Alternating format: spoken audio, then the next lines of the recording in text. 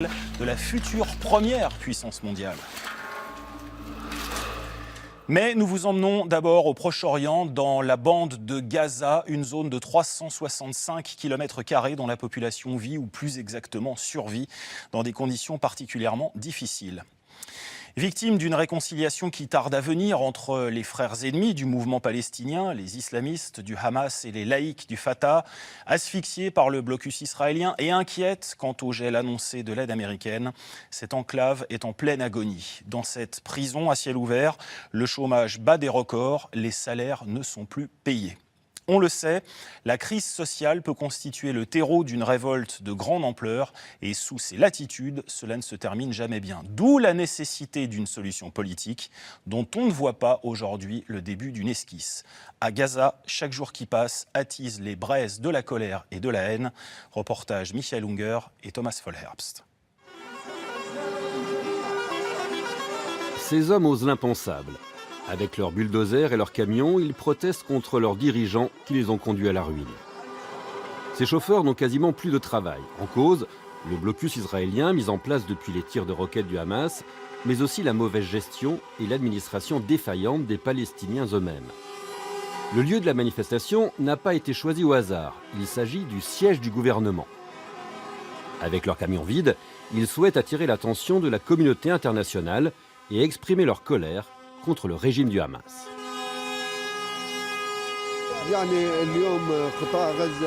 La bande de Gaza est au plus bas économiquement. La faute revient en partie au blocus israélien. La situation est vraiment désastreuse. Le taux de chômage dépasse les 46%. Plus de 250 000 personnes sont sans emploi. 65% de la population vit dans la pauvreté ou dans un dénuement extrême. Et plus de la moitié ne mange pas correctement. Tout cela montre bien que la situation économique est de plus en plus catastrophique.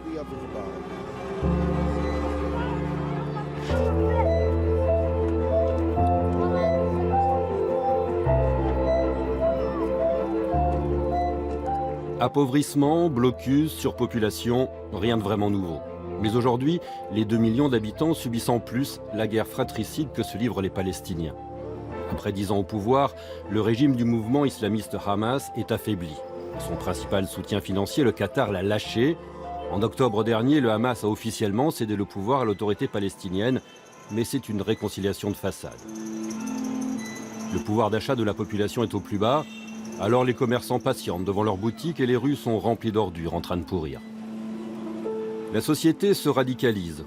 Gaza est devenu un pays inhabitable selon l'ONU. 97% de l'eau y est contaminée, les stations d'épuration ne fonctionnent plus correctement et les eaux usées souillent la nappe phréatique. La bande de Gaza aurait besoin de 500 MW par jour, mais n'en a que la moitié. Ses habitants n'ont parfois que 4 heures de courant par jour. Pour le reste, ils utilisent des batteries ou des générateurs, ce qui leur coûte cher.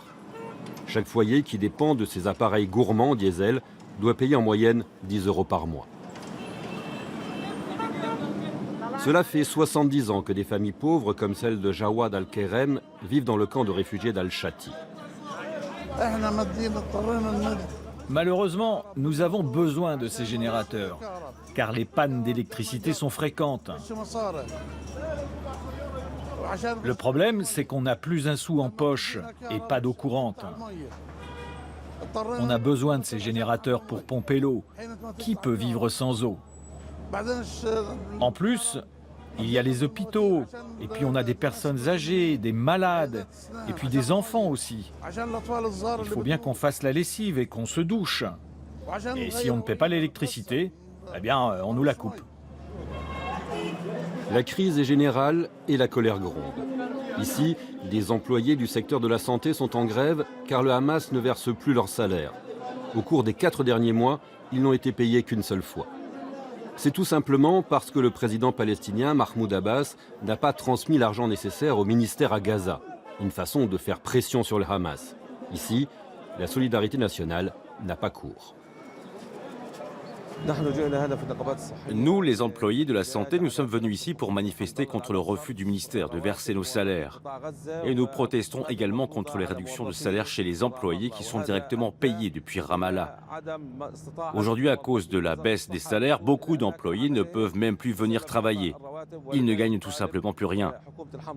Nous exigeons d'être payés sur le champ, autrement, c'est tout le système de santé qui va basculer. Il n'y a rien, il n'y a pas de médicaments, il n'y a pas de médicaments. Il y a des gens qui veulent se soigner, il n'y a rien. On voit le noir devant nous, c'est tout.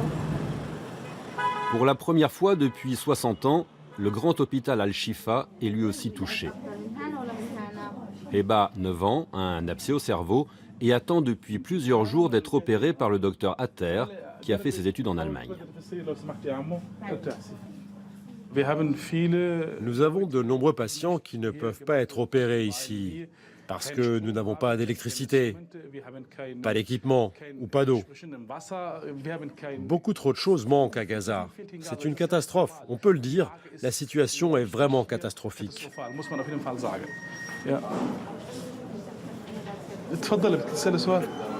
Ici, un médecin gagne à peine 300 € par mois.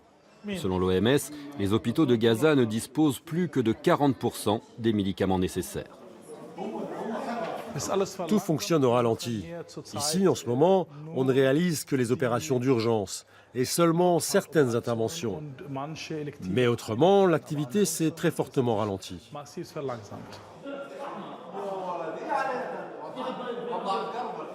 Pour gérer les stocks de médicaments, les médecins ne prescrivent parfois que la moitié des doses. Plusieurs cliniques et dispensaires ont dû suspendre en partie leur activité au cours du mois dernier à cause du manque de carburant. Dans ce contexte, l'hôpital Al-Shifa s'en sort encore à peu près.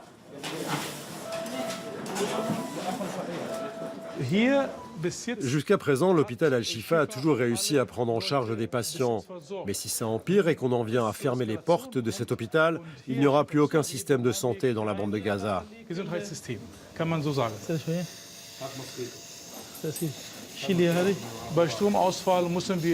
Parfois, en cas de panne de courant, on est obligé de s'interrompre, de lancer les générateurs ou de s'éclairer avec nos portables.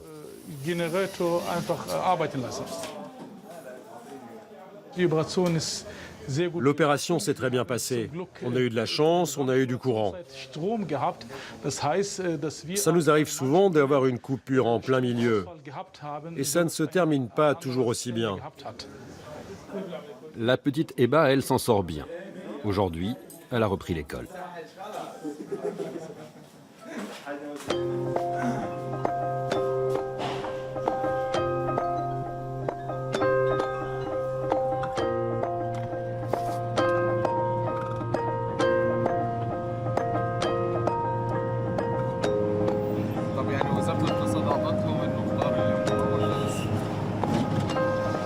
Les tensions entre le Fatah et le Hamas s'accentuent. La situation des fonctionnaires palestiniens en est l'illustration. Le président Mahmoud Abbas a resserré l'étau sur la bande de Gaza. Des dizaines de milliers de fonctionnaires du Fatah licenciés ne touchent plus qu'un tiers de leur salaire. Jusqu'à présent, l'autorité palestinienne les payait alors qu'ils ne travaillaient plus depuis 10 ans. Ils avaient été remplacés par 40 000 employés du Hamas.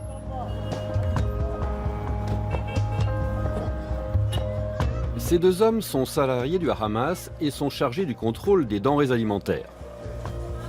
Sur les marchés, ils chassent les produits périmés. Officiellement, pour protéger le consommateur, mais surtout parce que le Hamas a grand besoin de remplir ses caisses grâce aux taxes et amendes diverses.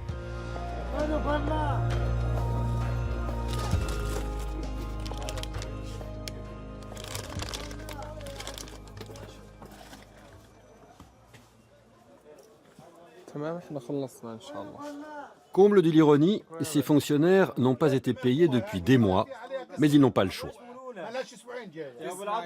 Les commerçants, eux, se sentent pris entre le marteau et l'enclume, ou plutôt entre les fonctionnaires du Fatah, qui contrôlent l'importation des marchandises, et ceux du Hamas, qui verbalisent directement sur place.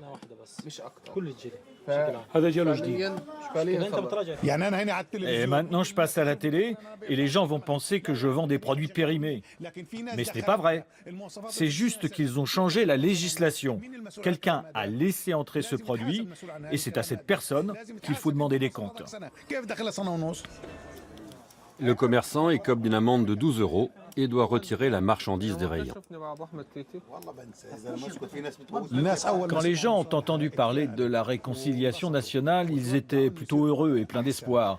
Ils pensaient que la situation allait s'améliorer. Mais aujourd'hui, la population palestinienne est désespérée car cette réconciliation n'a pas eu lieu. On nous avait promis que des choses s'amélioreraient en un mois, mais tout s'est aggravé. C'est encore pire qu'avant. L'époque où un emploi au sein du Hamas constituait une rente est bien révolue.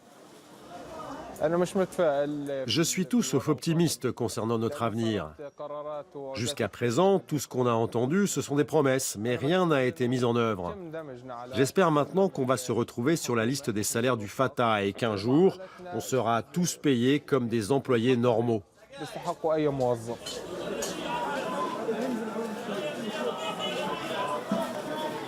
Pas de paye, pas de travail. Sans salaire, le pouvoir d'achat de milliers d'habitants de la bande de Gaza s'est réduit comme peau de chagrin.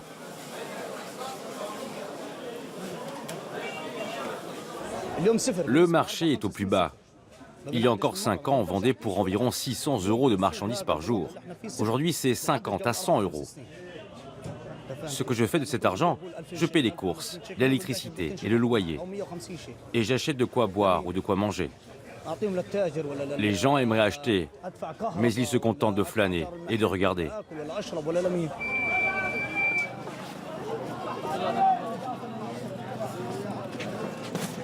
Les plus pauvres, eux, obtiennent le soutien des Nations Unies.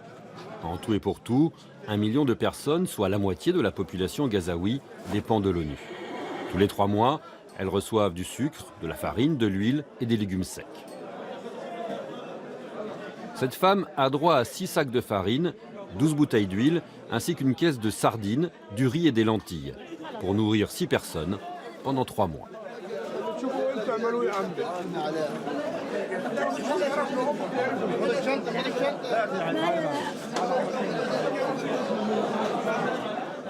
C'est la misère, personne n'a de travail. Mon mari est au chômage depuis longtemps.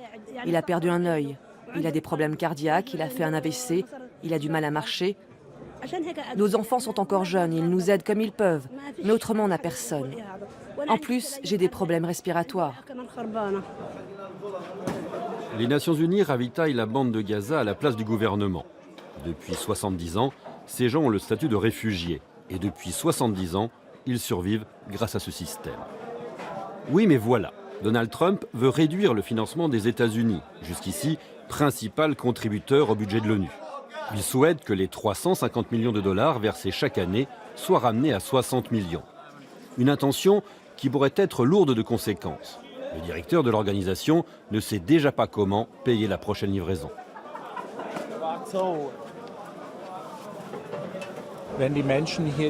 Si les gens ne reçoivent pas d'aide alimentaire, ce sera la première étape vers des troubles sociaux. Car quand on n'a plus rien à perdre et plus assez de nourriture à la maison, on descend dans la rue et on manifeste. Notre deuxième souci, c'est que quelques groupes extrémistes n'attendent que le chaos. Il est très inquiétant d'imaginer qu'ils mettent à profit la tension sociale pour s'implanter politiquement. Ce serait dévastateur dans la bande de Gaza, mais également dans les régions voisines.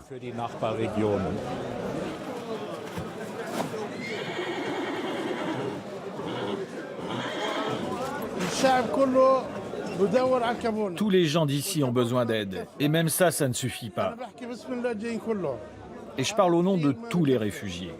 Cette farine ne suffit pas pour une famille de 7 ou 8 personnes. Non, il nous en faut plus. Et ce ne sont que des aliments de base.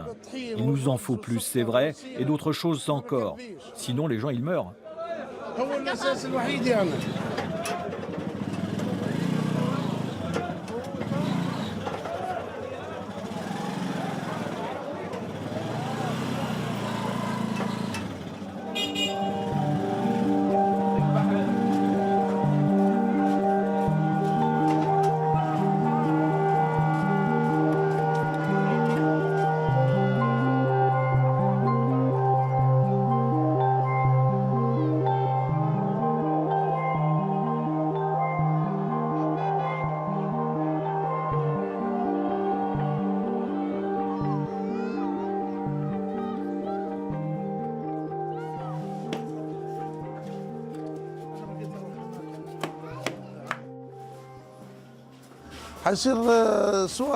Si la situation continue à empirer à Gaza, il va y avoir des meurtres et des pillages, c'est sûr.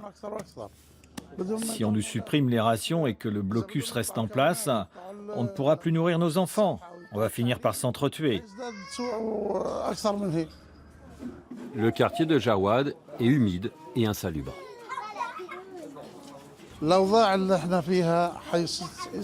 La situation dans laquelle nous vivons ne cesse d'empirer. Mais tout cela va se retourner contre ceux qui nous veulent du mal, les Arabes comme les Juifs.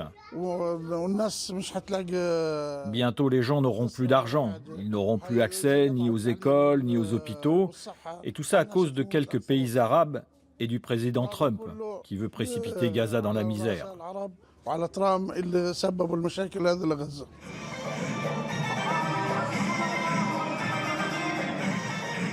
Mais le régime du Hamas porte aussi sa part de responsabilité avec sa corruption et sa gestion déplorable des affaires. En ce vendredi matin, il dénonce l'intention de Donald Trump de déplacer l'ambassade américaine à Jérusalem.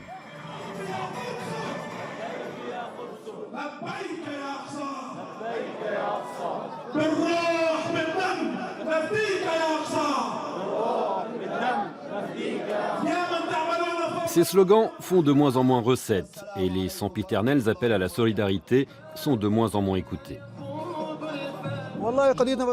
Nos requêtes ont de plus en plus de mal à se faire entendre, c'est vrai. Malheureusement, nous n'avons pas encore pu imposer nos lois religieuses. Mais nous espérons maintenant que nos frères arabes se montreront solidaires. Nous, en tout cas, nous sommes aux côtés de l'Égypte et de l'Arabie saoudite. Nous sommes leurs frères.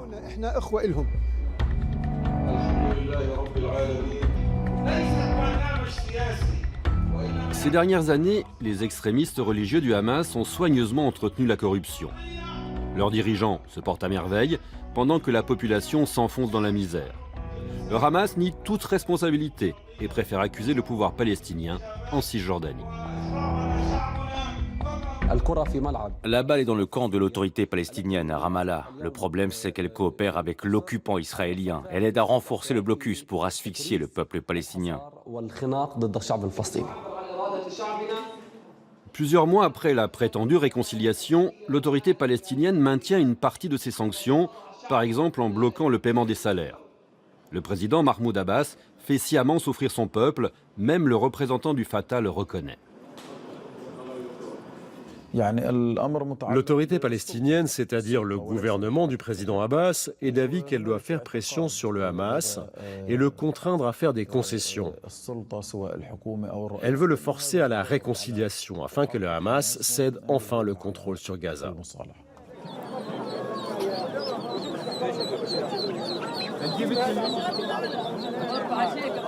Résultat de cette querelle fratricide, la population sombre de plus en plus dans la pauvreté et l'absence de perspective.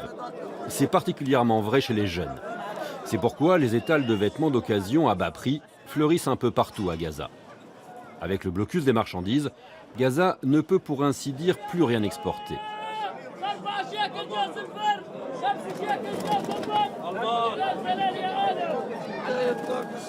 Depuis le lever du soleil, Jawad est sur le marché, mais pour l'instant, il n'a pas gagné un sou. Il raconte que dans la semaine, la vente de ses pigeons d'élevage lui rapporte 20 €. À Gaza, l'élevage de pigeons n'est pas un hobby, mais c'est un commerce alimentaire.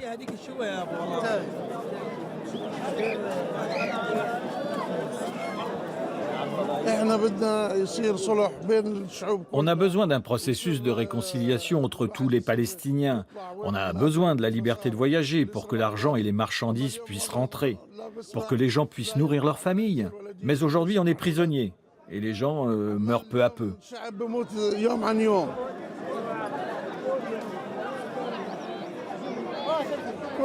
La réconciliation, c'est des racontards dans les médias, des mensonges sur nous, les Palestiniens. Nous, on n'y croit plus. La réconciliation, c'est sur le papier, mais pas dans la vraie vie.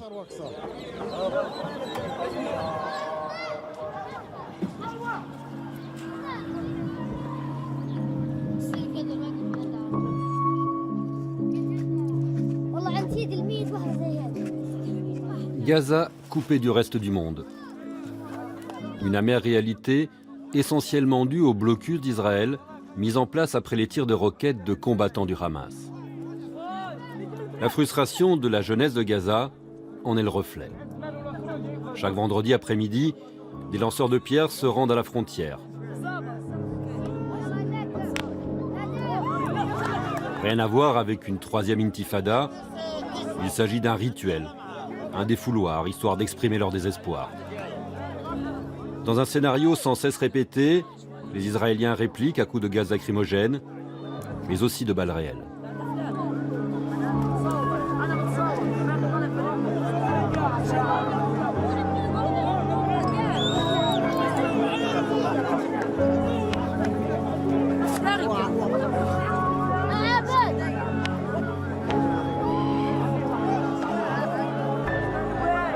Un rituel hebdomadaire qui entretient les haines et la liste des martyrs. Bilan de ce vendredi après-midi, 9 jeunes Palestiniens blessés.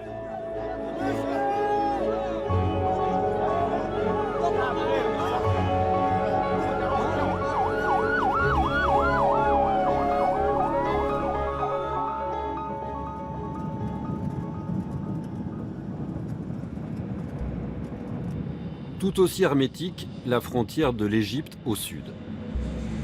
Le Caire la bloque pour empêcher l'importation d'armes et de matériaux pour la construction de nouveaux tunnels.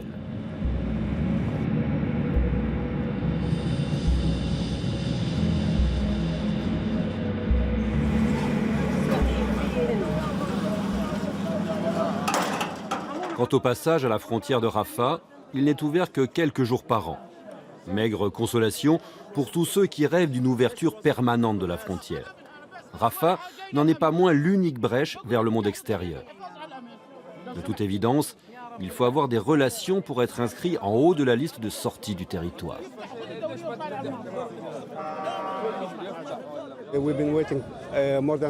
Ça fait plus d'1 an qu'on attend ici. Ils n'ouvrent jamais la porte. À chaque fois, ils annoncent l'ouverture sur Facebook et sur Internet. Mais il ne se passe rien. Et quand ils ouvrent la porte de Rafah, c'est juste pour laisser sortir des proches du Hamas. Ceux qui sont sur la liste d'attente, qu'ils soient malades ou qu'ils aient besoin de faire quelque chose à l'étranger, ils ne les laissent pas passer.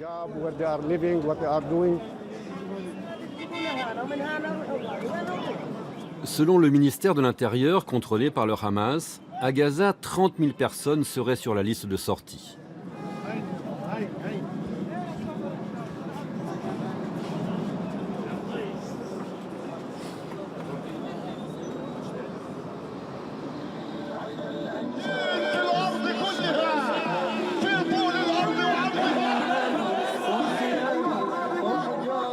Une chose est sûre, le Hamas se cramponne au pouvoir de toutes ses forces.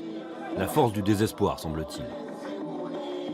La prétendue réconciliation avec les frères de Cisjordanie n'était qu'une manœuvre pour contribuer au maintien au pouvoir du Hamas. Dans les coulisses du mouvement islamiste, pourtant, le soutien et la confiance s'effritent, malgré des discours qui restent convaincus.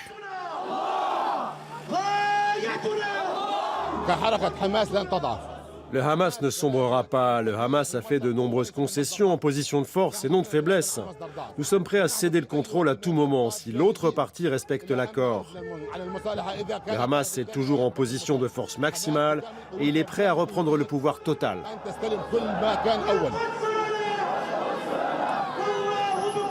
Ultimatum, le Hamas est la plus grande force militaire de Gaza. Ce n'est qu'ainsi que les islamistes tiennent encore l'administration civile.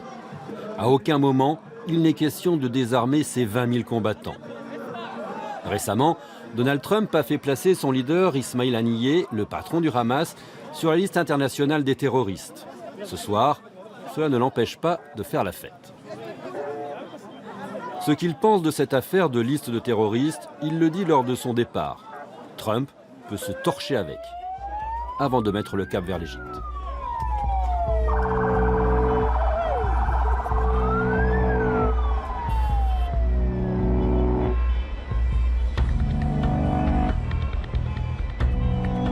Quant aux 2 millions de personnes qui restent enfermées à Gaza, ils pensent à leur avenir.